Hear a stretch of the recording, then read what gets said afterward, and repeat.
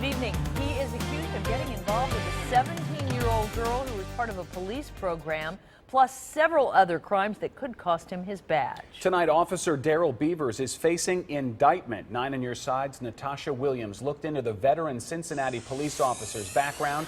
She joins us live with what she found. Natasha?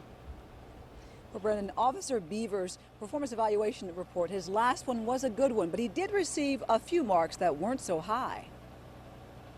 In his patrol performance report dated August 19th, Officer Daryl Beavers exceeds standards in nearly all categories except in the area of complies with police policies and procedures and evidence management. In both those categories, he only received meet standards, and it would appear those lower evaluations could have been a telltale sign of the trouble he now faces. The veteran officer seen here was indicted Monday on felony charges involving nude photos of a 17-year-old and setting up a fake police substation in an East Price Hill apartment. He also faces one charge of theft and one count of tampering with evidence for allegedly destroying a cell phone involved in the investigation. An investigation that came about after the father of a 17-year-old girl involved in the Cincinnati Police Explorer program became concerned about his daughter's contact with Officer Beavers. We spoke with his attorney, Carl Lewis, shortly after the indictment was announced. Until I see the evidence, I can't comment on the case, but he's a very, very well-received police officer and as far as I'm concerned, done well in the community. Beavers, a graduate of St. Xavier High School, also attended Morehead State University before becoming a professional football player.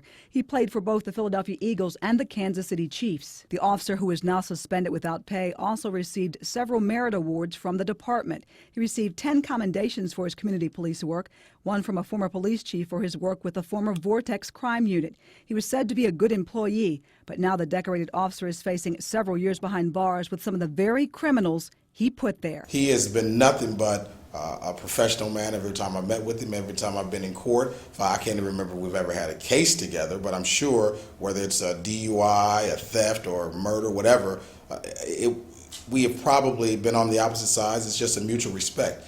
Was I surprised? Yes.